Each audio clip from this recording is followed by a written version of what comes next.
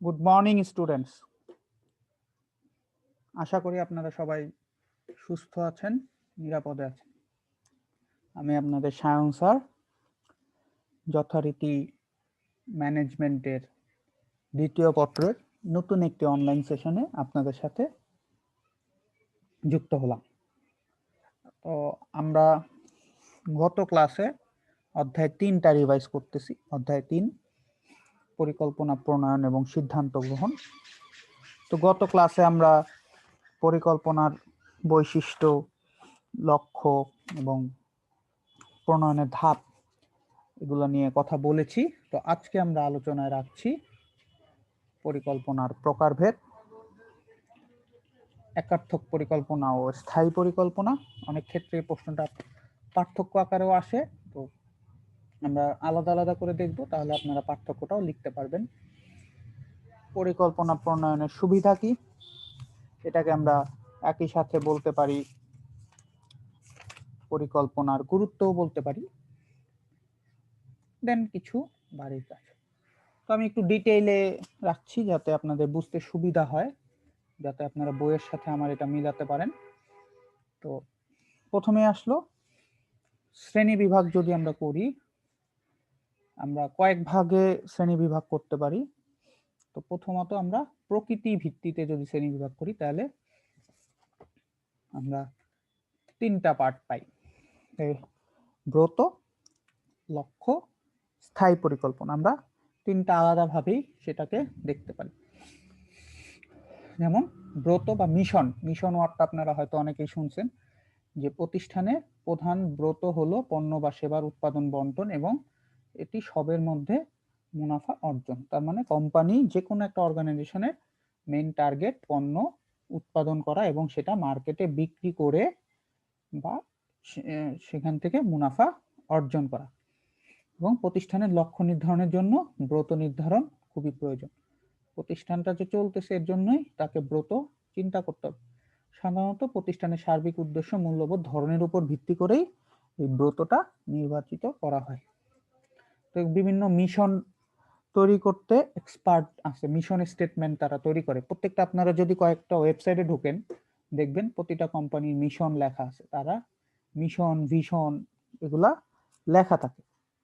তো ওই অনুযায়ী তারা ওইটাকে লক্ষ্য করে রেখেই তারা তাদের পরিকল্পনা সাজায়, কারণ তারা ওই জায়গাটায় যেতে চায়। তো ওই জায়গাটা যাওয়ার জন্য কি কি করতে হবে আজকে বসেই প্ল্যানিং করে নেয়। ঠিক আছে, তো এই হচ্ছে মিশন বা ব্রত। দেন লক্ষ্য বা গোল। তো আমাদের প্রত্যেকেরই, যেমন আপনাদের লক্ষ্য ভালো একটা ইউনিভার্সিটিতে চান্স পাওয়া, তাই না?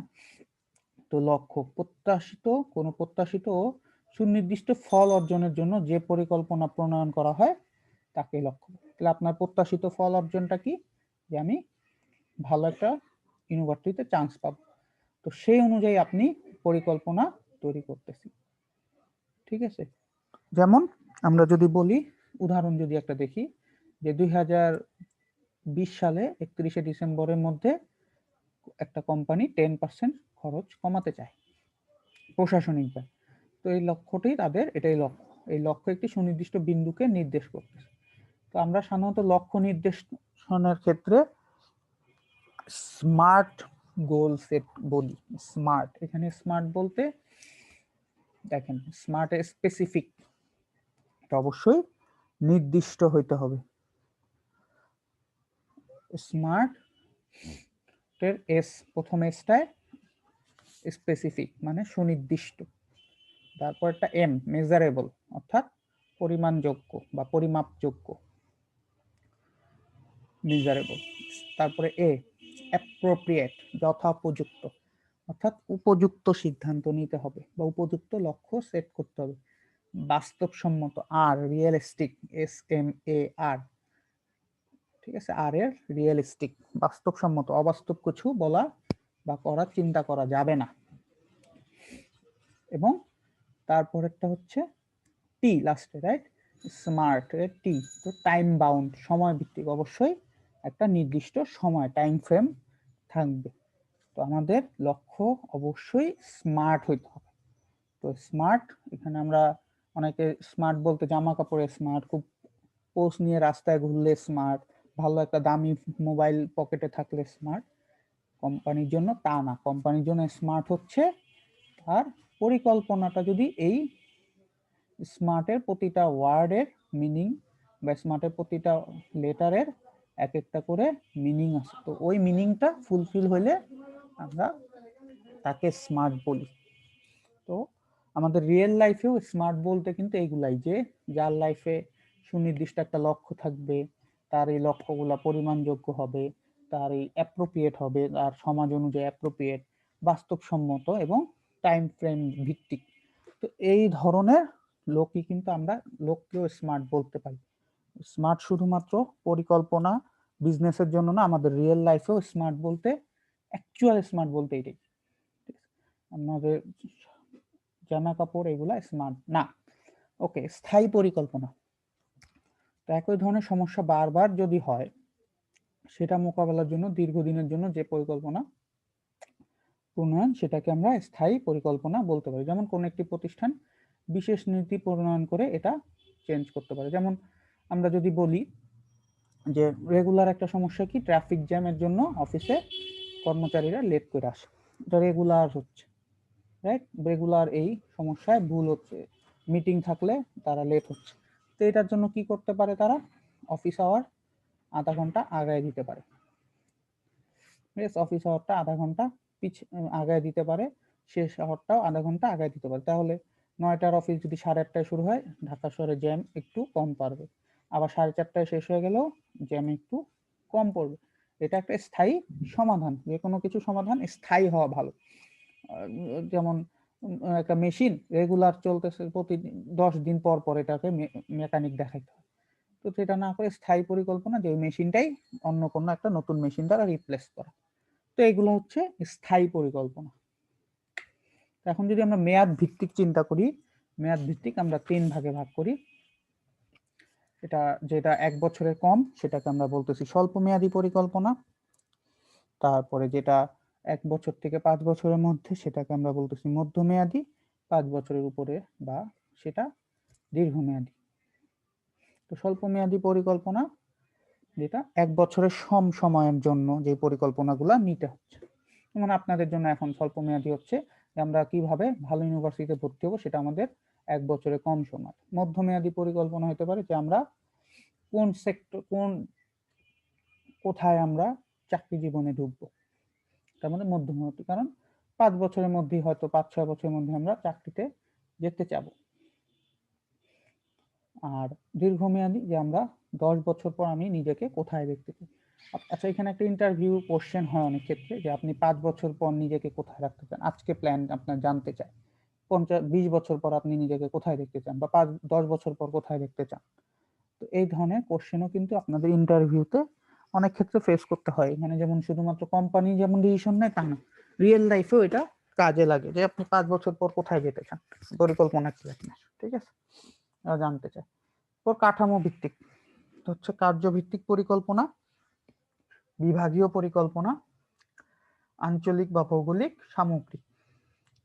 কার্যভিত্তিক যে পরিকল্পনা প্রতিষ্ঠানের বিশেষ কার্য সম্পন্ন করার জন্য, সেটা কার্যভিত্তিক। যেমন প্রতিষ্ঠানের উৎপাদনের কি হবে, ক্রয় বিক্রয় কি হবে, প্রতিষ্ঠানের মার্কেটিং পলিসি কি হবে, প্রতিষ্ঠানের রিক্রুটমেন্ট পলিসি কি হবে, প্রতিষ্ঠানের অ্যাকাউন্টিং কিভাবে দেখা হবে, কার্যভিত্তিক। তারপর বিভাগীয় পরিকল্পনা, প্রতিষ্ঠানের বিভিন্ন বিভাগের মধ্যে যে পরিকল্পনা, মার্কেটিং ডিপার্টমেন্টের কিছু পরিকল্পনা থাকে,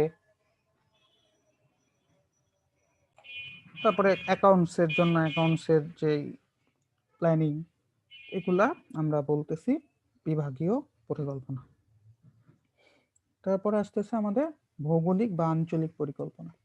দেশে বৃহত্তম প্রতিষ্ঠানগুলোর ক্ষেত্রে এটা নিতে হয়। তো তারা এই ধরনের পরিকল্পনা নেয়, কারণ সারা দেশে এসব পরিকল্পনা বিস্তৃত। তো তাদেরকে ওই এরিয়া বেস কিছু ডিসিশন নিতে হবে। যেমন চিটাঙে যেভাবে বিক্রি হবে, হয়তো বা ময়মনসিংহে সেভাবে হবে না, বা ময়মনসিংহে যেই ওয়েতে বিক্রি হবে বরিশালে সেই ওয়েতে বিক্রি হবে না। তো এলাকা ভিত্তিক ডিসিশন চেঞ্জ হয়। ইভেন দেশ অনুযায়ী বাংলাদেশের মার্কেটে যেভাবে বিক্রি হবে, নিশ্চয়ই সিঙ্গাপুর মার্কেটে সেভাবে বিক্রি হবে না। তো এগুলা অঞ্চল ভেদে বিভিন্ন হইতে পারে। দেন সামগ্রিক পরিকল্পনা, আমরা অনেক সময় বলি মাস্টার প্ল্যান, মাস্টার মাইন্ড। অর্থাৎ মাস্টার মাইন্ড যারা, তারা এরকম সামগ্রিক পরিকল্পনা, অর্থাৎ প্রতিষ্ঠানের কেন্দ্রীয়ভাবে যে পরিকল্পনাগুলো নেওয়া হয়, অর্থাৎ প্রতিষ্ঠানের মালিক পক্ষ যে ডিসিশনগুলা নিচ্ছে সেটাই মাস্টার প্ল্যান বা সামগ্রিক পরিকল্পনা। তো কাঠামোগতভাবে আমরা ভাগ করলাম। তো এখন আমরা দেখবো একার্থক পরিকল্পনা, স্থায়ী পরিকল্পনা। বিশেষ কোনো একটি প্রয়োগের উদ্দেশ্যে যে পরিকল্পনা, তাকে একটা কোনো কাজের জন্য যেটা, তো সেটা বলা যাচ্ছে যে এই সমস্যা পরিণতার কোনো সম্পর্ক নেই, বিশেষ অবস্থার সাথে খাপ খাইয়ে নেওয়ার জন্য এটা নেওয়া হয়। যেমন করোনার সাথে খাপ খাইয়ে নিতে হবে, এটা একার্থক পরিকল্পনা। মেয়াদ, এই প্রকল্পের মেয়াদ শেষ হলেই সেটা শেষ, কোন একটি প্রজেক্ট করতেছে সেটার জন্য। স্বল্প মেয়াদী হওয়ায় এই পরিকল্পনা অনমনীয়, অর্থাৎ পরিবর্তনের সুযোগ খুবই কম। একার্থক পরিকল্পনা একই ধরনের কাজ বারবার করার সুযোগ না থাকায় দক্ষতার উন্নয়নে বিঘ্ন ঘটে। অর্থাৎ এখানে ডিসিশন যেহেতু বিভিন্ন সময় বিভিন্নটা হয়, বা যারা কাজ করে তারা আজকে একই কাজ হয়তো বা 6 মাস পরে কাজ চেঞ্জ, তো দক্ষ হয় না। একার্থক পরিকল্পনা ব্যয়সাধ্য, কারণ এটি সব ধরনের কাজের জন্য উপযুক্ত নয়। অর্থাৎ এক একটা প্রজেক্টের জন্য এক এক রকমের সুযোগ সুবিধা, লোকবল বা আদার ফ্যাসিলিটিস দরকার, যেটা ব্যয়সাধ্য হইতে পারে। একবার ব্যবহৃত হওয়ার কারণে সব কর্মীদের কাজ তদারকি করতে হয়। অর্থাৎ যেহেতু এটা একবারই ওয়ান টাইম, অল্প দিনের জন্য, তো সবার কাজই দেখতে হয়, কারণ যেটা বারবার হয় তো ওখানে এক্সপার্ট হয়ে যায় লোকজন, তো তদারকির অত দরকার হয় না।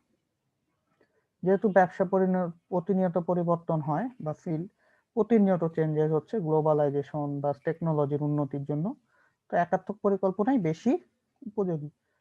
বৈচিত্র্য আনার সুযোগ বেশি এবং ভিন্ন ভিন্ন অবস্থায় নতুন নতুন পরিকল্পনা নেওয়া যায়। নতুন নতুন প্রকল্পের জন্য পৃথক পৃথক পরিকল্পনা করতে হয় বিধায় এটার ব্যয় বেশি, বাস্তবায়ন হয় খুব কম। তো এবার যদি স্থায়ী পরিকল্পনা দেখি, যে বারবার যে সমস্যাগুলো, সেটার জন্য আমরা দীর্ঘমেয়াদী প্রকল্প নিলে সেটাই স্থায়ী পরিকল্পনা। তো এই ধরনের বারবার যে সমস্যা হয় সেটার জন্য স্থায়ী পরিকল্পনা করা হয়। অস্বাভাবিক কোনো ক্ষতি যা ঘটার কারণে পরিকল্পনা পরিবর্তন করতে হয় না। এখানে স্থায়ী পরিকল্পনা ক্ষেত্রে পরিবর্তনের অবকাশ আছে। বারবার ব্যবহার করা হয় বলে কর্মীদের যারা লোকবল আছে তাদের মধ্যে একটা দক্ষতা দেখা যায়। সব ধরনের কাজে এটা ব্যবহার করা যায়। বারবার ব্যবহৃত হওয়ায় কর্মীদের তেমন একটা তদারকি দরকার হয় না। স্থায়ী পরিকল্পনা দীর্ঘমেয়াদের জন্য হয় বিধায় পরিবর্তনশীল পরিবেশে কম উপযোগী। অর্থাৎ যখন বেশি চেঞ্জেস হয় তখন সেটা কাজে আসে না। বৈচিত্র্যের জায়গা এটা কম, যেহেতু একাধিকবার ব্যবহার করা হয় এর জন্য এটা সার্বিকভাবে খরচ কমই হয়। তো এখন আসবো প্রকল্প প্রণয়নে পরিকল্পনার সুবিধা কি। পথ নিদর্শন, অর্থাৎ পরিকল্পনা পথ তৈরি করে দিতেছে। আমি যখন আমার যাওয়ার ইচ্ছা হচ্ছে সিঙ্গাপুর, তো আমি পথটা কি পথে যেতে হবে, কিভাবে ভিসা করব, কিভাবে টিকিট কাটবো, কোথায় গেলে আমি ডলার করতে পারবো, তো এই পথ নিদর্শনের পরিকল্পনাই আমাকে হেল্প করতেছে যে আমাকে কোথায় যেতে হবে ভিসা করতে। পথ নিদর্শন লক্ষ্য অর্জন, তো আমি টার্গেট আমার সিঙ্গাপুর যাওয়া, তো আমার সেই লক্ষ্য অর্জনের জন্য আমার যা যা করতে হবে সেটা পরিকল্পনা করতেছে। সুশৃঙ্খল কাজের ভিত্তি, কল্পনা থাকলে আমি কার্যগুলো একটার পর একটা সুশৃঙ্খল ভাবে করতে পারি, কারণ তাতে কোনো সমস্যা হয় না, কোনটার পর কোনটা করতে হবে সেটা আমরা বুঝতে পারি। দক্ষতা বৃদ্ধি, যেহেতু পরিকল্পনা থাকলে কাজগুলা আগে থেকে আমরা বুঝতেছি আমাদের কি করতে হবে, সেই অনুযায়ী আমরা আমাদের নিজেদের দক্ষতা তৈরি করতে পারি। আপনার পরিকল্পনা ঢাকা ইউনিভার্সিটি বা কোনো একটা পাবলিক ইউনিভার্সিটিতে চান্স পাওয়া, তো আপনার ওই ধরনের প্রিপারেশন নিতে হবে বা ওই ধরনের দক্ষতা অর্জন করতে হবে। আবার অনেকের টার্গেট আছে না, আমি বাইরে পড়াশোনা করতে চলে যাবো, সে হয়তো বা আইএলটিএস এর প্রিপারেশন নিবে, সে হয়তো বা অন্য ইংলিশ কোর্সের প্রিপারেশন নিবে, ল্যাঙ্গুয়েজ প্রিপারেশন নিবে, তো ওই বিষয়ে তার দক্ষতা নিতে হবে। পরিকল্পনাটা তার ওইভাবে সাজাতে হবে। সঠিক পথের সন্ধান, পরিকল্পনায় বলে দিবে যে কোন পথটা সঠিক। আমি 2-3টা আমরা বিকল্প প্ল্যানও রাখি, তো কোনটা সঠিক আমি যাচাই করার সুযোগ পাই। নিয়ন্ত্রণের পরিপূরক, তো নিয়ন্ত্রণ যত ভালো, আমরা বলছি আগে নিয়ন্ত্রণ চ্যাপ্টারে, নিয়ন্ত্রণ ভালো হইতে হলে অবশ্যই পরিকল্পনা ভালো হতে পারবেন। পরিকল্পনাতে আমরা বেঞ্চমার্কটা সেট করি, তার উপরে বেস করেই আমরা নিয়ন্ত্রণ কার্যক্রমটা চালাই। অর্থাৎ নিয়ন্ত্রণ একা চলতে পারবে না যদি পরিকল্পনা সুন্দর না হয়। সীমিত সম্পদের ব্যবহার, তো সম্পদের ব্যবহারে আমরা সীমিত যদি ব্যবহার করতে পারি তাহলে প্রতিষ্ঠান তার লক্ষ্যে যাইতে পারবে। উৎপাদনের উপকরণ সবসময় আমাদের সীমিত, আর এই সীমিত সম্পদকে ব্যবহার করে যদি আমরা বেশি মুনাফা বা বেশি উৎপাদন করতে পারি সেই ক্ষেত্রেই কিন্তু প্রতিষ্ঠানের সার্থকতা। তো প্রতিষ্ঠানের বিভিন্ন উপাদানগুলি ব্যবহারে পরিকল্পনা সহায়তা করে। অনিশ্চিত পরিবেশ মোকাবিলা। অনিশ্চয়তা, পৃথিবীতে অনিশ্চয়তায় ভরপুর, তাই না? আমরা এখনই দেখতেছি, আমরা কিন্তু 2-3 বছর আগেও ভাবি নাই যে এরকম আমরা একটা সারা বিশ্ব এরকম একটা ঝুঁকির মধ্যে পড়ে যাব, যেখানে আমরা ঘর থেকে বের হতে পারবো না, দীর্ঘদিন একজন আরেকজনের সাথে কথা বলবো না, সামনে দাঁড়ায়া সবাই মাস্ক পরে ঘুরবো রাস্তায়। তো এই জিনিসগুলো কিন্তু আমরা 2 বছর আগেও ভাবি নাই, বাট এটা হইলো। তো এরকম অনিশ্চয়তা পরিকল্পনা যদি থাকে তাহলে অনেক কোম্পানি ঘুরে দাঁড়াতে পারবে। যেমন এই করোনাকালীন অনেক ছোট কোম্পানি বা মাঝারি কোম্পানি বন্ধ হয়ে যেতে পারে বা গেছেও অলরেডি।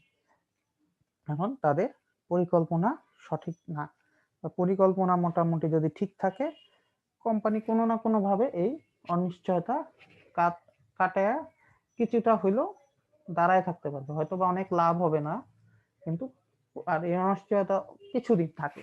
যে কোনো অনিশ্চয়তাই খুব 2 বছর 3 বছর 5 বছর এর বেশি স্থায়ী হবে না, হয় না। কোম্পানির জন্য 2-4-5 বছর যদি কোনো লসও হয় বা সে যদি নো লাভ নো লস ব্রেক ইভেনে থাকে, সে কিন্তু টিকে থাকতে পারবে। সিদ্ধান্ত গ্রহণের ভিত্তি, আমরা জানি ভিত্তি খুব ইম্পর্টেন্ট। একটা বিল্ডিং তৈরিতে ভিত্তি বলতে গ্রাউন্ড ফ্লোরটা ভালো, অর্থাৎ মাটির নিচে ভিতটা যত ভালো হবে। তো পরিকল্পনাও সেম, পরিকল্পনা সিদ্ধান্ত গ্রহণের একটা ভিত। তো ওই পিলারের উপরে দাঁড়ায়েই, পরিকল্পনা নামক পিলারের উপরে দাঁড়ায় একটা কোম্পানি প্ল্যানিং করে। তো আজকের আলোচনা আমি এখানেই শেষ করব। আশা করি তোমরা সবাই এই আলোচনায় মনোযোগ সহকারে শুনবে এবং আলোচনা থেকে লক্ষ্য স্থায়ী পরিকল্পনা সম্পর্কে কথা বলবে। লক্ষ্য আমরা প্রথমে দেখিয়েছিলাম এইখানে লক্ষ্য, তো এটা তোমরা আবার একটু স্মার্টটাকে বর্ণনা করতে পারো, একটা এক্সাম্পলও দিতে পারো। এবং স্থায়ী পরিকল্পনা নিয়ন্ত্রণের পরিপূরক ও সুশৃঙ্খল কাজের ভিত্তি। এইটা আমরা নিরাপদ পরিকল্পনার গুরুত্বে বলেছি। এই দুইটা নিয়ে তোমরা লিখে কমেন্টসের মাধ্যমে জানাবে। তো তোমাদের নেক্সট মান্থের শুরুতেই একটা সেকেন্ড রাউন্ড টেস্ট হবে, তোমরা হয়তো রুটিন পেয়ে গেছো সবাই, তো সেটার প্রিপারেশন নিতে থাকো এবং চ্যাপ্টারও আমি বলে দিয়েছি, তো প্রিপারেশন নিতে থাকো। তো সবাইকে অসংখ্য ধন্যবাদ, সবাই খুব ভালো থাকবে।